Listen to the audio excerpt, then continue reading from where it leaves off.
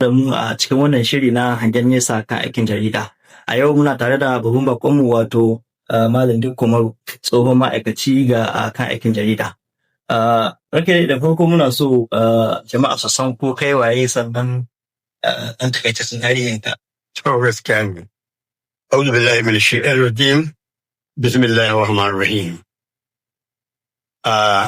Na farko dai ina godiya ga Allah da ya sa wannan gidan rediyo ko TV, wato rediyo mai hoto mai magana da aka kawo a nan mau. Ina ma waɗanda yau ne ƙoƙari fata alheri. Kuma gaskiya abu ne mai bugun gaba da jin daɗi, musamman mutanen Maru da ma jihar Zamfara da Najeriya na samar da irin waɗannan wurare. Da haka muna gode ma wannan kamfani. To sunana dai Ismaila Maru. Na yi aiki gwargwado na rayuwa. Na yi aiki shekara 35. Cikin waɗannan ayyuka na yi aiki na karantarwa a primary school. Cikin primary school ɗin nan na yi zama malamin makaranta, na yi zama senior teacher, na yi zama headmaster. Har na kai ga ES, wato Education Secretary, amma Student Affairs a wannan lokaci. Sannan kuma daga nan ne ma ni shawara ina so in canza aiki. San canza aiki ni dawo a sashen jarida. Wanda wani sashen jarida na fara daga Local Government Information Officer a inda ne shi a Talatar Mafara. Na yi shi tsawon kusan shekara 6 kamin in canza in dawo State Information. Bayan na dawo State Information, ina nan tare State Information kuma na samu damar zuwa wasu kwasa-kwasai. Na zo irin IMCT, Institute of Mass Communication Technology, Jos, a inda ne wasu diploma, advanced diploma in journalism. Wanda kuma daga nan na aka turo ne daga canza zuwa Federal Ministry of Information Kaduna, a inda ne attachment na shekara 1. Lokacin da na dawo kuma a Ministry of Information ta yi posted ina zuwa Office in Environment, Ministry of Environment. A lokacin nan mai girma minista na yanzu na tsaro Alhaji Bello Mutawalle shi ne kwamishina na wannan wuri, na yi aiki shi tsawon shekara 3. Sannan kuma daga nan ne muna wannan kuma aka yi posted ina ba environment kuma na je SLG office, inda shi ma na shekara guda nan information nan SLG office, secretary to the state government. Lokacin Moriki shi ne SLG na wannan lokaci. Nan kuma ai posted ina ne ko aka mai shi ne a head of service a government house. Nan ma na samu shekara 1 ina wannan aiki din. Duka dai wannan aiki na information waɗannan suna manyan san na alwalance su. A nan cikin ma lokacin ina SSG office na samu wani course wanda rike yi Ibadan, University Ibadan, inda ne wani course na how to speech writers course. Shi ne sunan wani speech writers course. To shi ma na yi shi a wannan University Ibadan kusan 1 year shi ma. To daga nan kuma ne da na dawo aka posted na zuwa head of service, wanda ka head of service ne kuma lokaci ya sani transfer da ba aiki jarida. Wato kasancewar an yi aiki garuruwa daban-daban da kuma mutane da yawa daban-daban, an sha haɗuwa da mutane daban-daban garuruwa daban-daban, dole na san cewa za a samu ƙalubale da yawa wayanda kai ta wayanda sun kaɗa faruwa da kai lokacin da kake cika aiki. Shin za mu so mu san wayanda irin ƙalubale ne? To, haka ne. Wasu ƙalubale kamar a ce siri ne. Waɗanda an kawade su kila wasu waɗanda abin ya sha manya kila ma wasu sun daɗe da taya da ba za su ji daɗin nuna abu ba. Sai dai mu ɗan sha masu shuni ne aka cewa ina yi tuna an taɓa ƙalubalanta da cewa ina yadda tsirin gwamnati. To ka na Minister of Information wanda mun sha wahala ƙwarai da yin ita. Sai da gaskiya ta yi halinta an ka tabbatar da ba da ci. To lokacin nan akwai wata jarida wai ba zan so faɗi sunanta ba amma dai akwai ta. Wannan jarida ta lokacin mai girma gwamnan jihar Zamfara ne na farko Ahmed Sani Yariman Kura wanda alhamdulillah shi ma Alhaji Ahmed Sani ɗalibi na kantar shi a firamare an ka. To a lokacin nan wannan jarida ta ɗauka shi ne gwamnati ta bugu.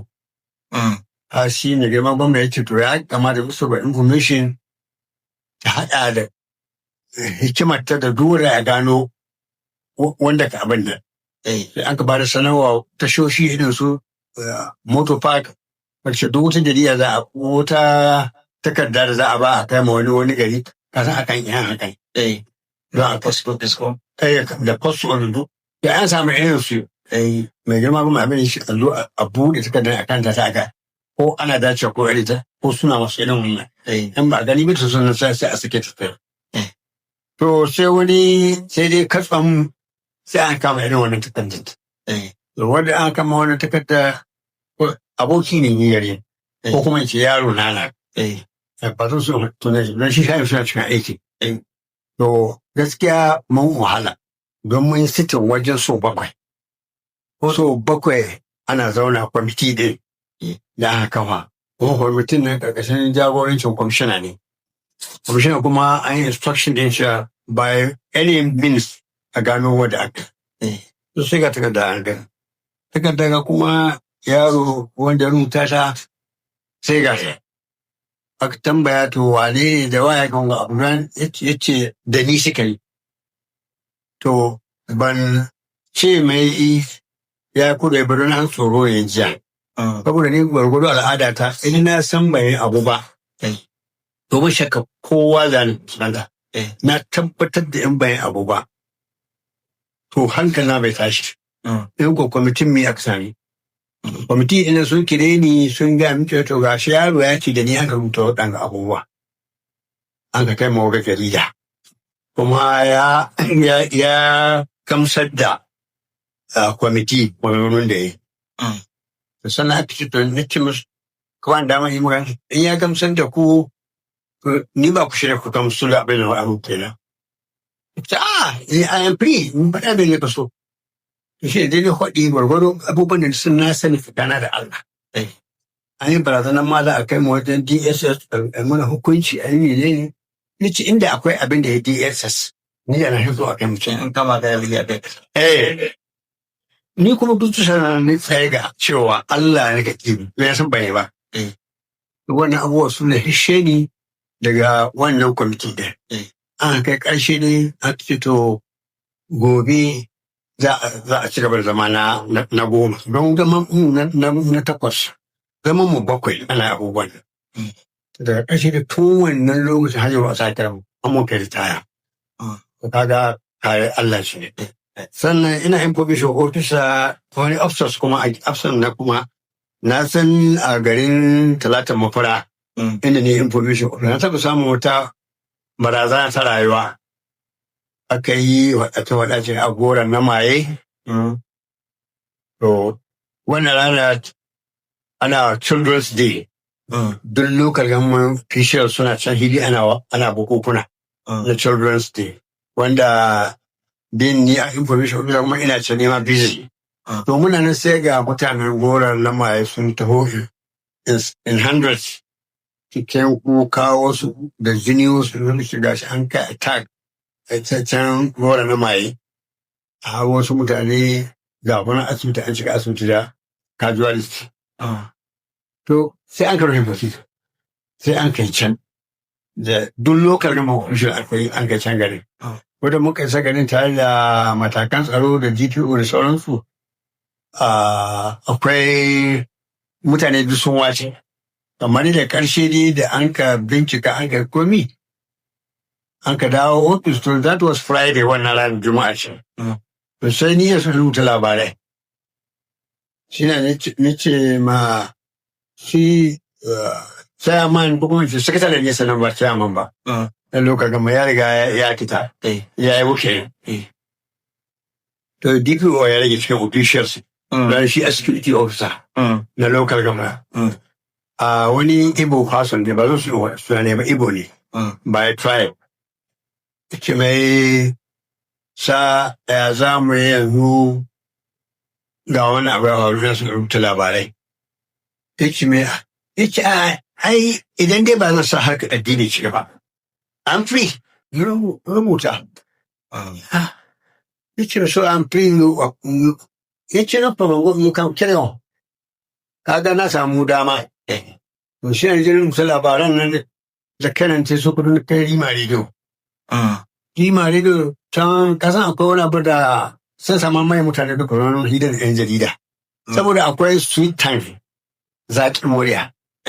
Sai wurin rubuta labarai a sa wani abu wanda zai zama kai baka so shi ba. Kai masu saurari kuma za su cewa lallai wani saboda. Da su Rima Radio abin suka kire da labarin a halin yanzu duka asibitin Talata Mafara babu wasu patinciya ta cike da mutane casualties. Waɗanda wasu ma ana ganin sun mutu wasu ne. Kaga wani bidiyo da hankalin ya tashi. To shi ne a takaice sai the following day Monday sai mai girma sakatare na wannan lokacin ba zan sun haɗe shi ba sai ya sa an tabbin kwari. That I should explain why they released in press release without the consent of the local government officials. Kuma labari mara daɗi ya haka. Yanzu ni sun yi magana da mai girma sakatare babu le gani gashi. Ya ce aji you put it in writing. Ya dai ba ni in writing. To ni je na rubuta min turo in writing. Ya rubuta min dai bai gamsu ba. Na sake rubutawa ce bai gamsu ba. Na ce in mai da hukunci shi abin da shi. So I respected him as my superior officer. Da takaice dai, nan da gina halma musu Rima Radio labarin suka yi I'm in trouble ga abin da kuna. Suka ce duk abin da faru immediately harbo wasu za su kare. Don ba a haɗin. To a takaice dai aka kiri mitin sarakuna da kowa an taru can an kace local government conference hall an kai taron. Don shi ma wannan sakatare da siya son shi disappointing ina. Ba ta kace dai na yi nasara. Don nasarar da na yi shi aka tawo ban dama nace sakatare wadda kullum DPO. Ya DPO zan ne. DPO bai da Hausa. Turanci ya gani. Ya ce, myself, this boy you want to implicate me? You want to implicate me? We can't. Well, sure, that's control. Ya ce, na ce, ya ban da wani bai san ni na da kodai da shi ba. Don ga journalism, kan kaga abin is dangerous. Kai to wani kai da kodai da wani rafi da shi. Saboda yana haka. To shi ne sai yi wannan kokari. Sai mai girma sakatare ya ce shi kenan abin da a yi ni yanzu ni ce mun abin da ya kare game da denying ko kuma game da D2A. An ce ina shi kin ce a bani minti 10. An ce an bani. Ita na hau dasfari na kawo ni je gida ya ɗauko mini tape na. Dar na zo ɗan kasuwa na sai battery ni loading. Rewinding is daidai inda muka waya DPO. Ina aji shi na. Kiwo ne tun koma conference hall. Ka ce ka dawo da ce yes na dawo da ce. With your permission an ban dama shi DPO shi ta struggle shi ta mutu. Sai na ɗaga da koren. Ce wannan za ta kare. ci so ta kare area. Ni buɗe volume ni down. Sai ga DQ ya ce, yes, you can carry on. As long as if you are not going to involve religion, boys is there you go. Really right. Even now, ga shi gaba. To da sai so ita wai. Har yau ba sake tuntuɓa. To dai abubuwan suna da yawa. Yana bai. Wannan abscess ne muka yi. To yanzu wa'inda irin shawarwari kake ganin za ka iya ba mu ire-iren masu tasowa da ma masu sha'awar aiki da kuma shiga aikin jarida wa'inda irin shawarwari za ka ba mu. To madalla, shawarwarin da ka bawa duk mai ne shiga aikin jarida, wallahi shi maza a bashi baya. Aiki ne mai sha'awa, mai hikima, mai ilmantarwa. Don shi aikin jarida makaranta ce. Babu organization ko kuma babu wani kwalo-kwalo da ba kana duk cikin komai kana da. Gwamnati ta, kamfani ne, 'yan siyasa ne, komi da gwamnati. Kata zan jarida shi a da wannan theory. Saboda haka ni abin kuma shawara na ɗaya ne ya kasance kada ka shiga aikin jarida ba ka da ilimi. Kamar ina yaran masu ƙara university wasu masu ƙara postgraduate na su a yaka masu shiga aikin jarida. Saboda in ka shiga aikin jarida za ka zama well known. Yabu ni kaga ina da kusan shekara 20 da retire. 20 years da retire. Kaga almost 15 years suka rage a ce na cika ko? To saboda haka masu son aikin jarida matasan maza da mata ka a basu baya. Aikin jarida wuri ne kusan biyar na. Akwai rediyo. Wani shi rediyo shi ne zai announce duk ko cikin daji ina ya kana shi. Followed by ita akwai TV kamar system ɗin irin wanga da muke cikin akwai TV. Akwai kuma print media wanda aka bubuwa jaridu abin a tallaka na ganin waɗanda ake ma vendors suna tallarsu duk gafunan wanda duka su suke. Akwai photograph ɗauka hoto still camera akwai shi banda ma a gane kuma akwai media wanda za ka zo ka yi recording ɗin speeches kila mai girma ba na gashi na jawabi dan iya ta jita ɗin kana da ɗan abin da ka zo a kara mai ta kai da kodin ne. Amma haka su sun yawa ka koma can in akwai loudspeaker da baya ina goshi na zuwa can kai da kodin ɗin shi ga loudspeaker ka kai. To dukkan su waɗannan organizations ne amma duka radio a kana duka media a kana. Saboda haka ina kira ga matasa kar su bari a basu baya. Sannan kuma muna cikin political era a halin yanzu na harkokin siyasa. Harkokin siyasa misali mu ce bari mu yi misali da kayan da jama'a kanan. Kun yara kuke. Kuna iya ku shiga. In kun ka shiga wannan aiki ne ka za ku ƙara samun mutane su san. Sai sannan can in political time wani lokaci na siyasa. In ka shiga siyasa za ka samu mutane da yawa. Don wani ya san ka. Saboda haka jikin da ga yara wani ɗaliya za a kasance akwai ilimi sannan kuma a kasance akwai hali mai kyau kakan ke yanke wai jarida wacce take ta faɗa da mutane ko ka ta ɓacin mutane ko ka ta rubuta abubuwan da ba daidai ba ne.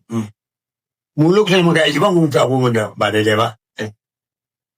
In ka yi abu sannan ba mu da tsaya ba mu taɓa jin tsoron wata hukuma ba za ta ce wai an kama labari a ɗaya ko yamma wani abu. Da an bincika da a gano muna da gaskiya. Musamman haka ni na kira gare ku matasa a inda duk kuke musamman nan maro da fara da ƙasar gaba ɗaya. Ku yi ƙoƙarin ku ba da haɗin kai shiga aikin jarida. Duka Adama kawo ƙarshen wannan tattaunawa tamu da Honorable Likko Maru a cikin wannan shiri namu na hangen nesa akan harkar jarida.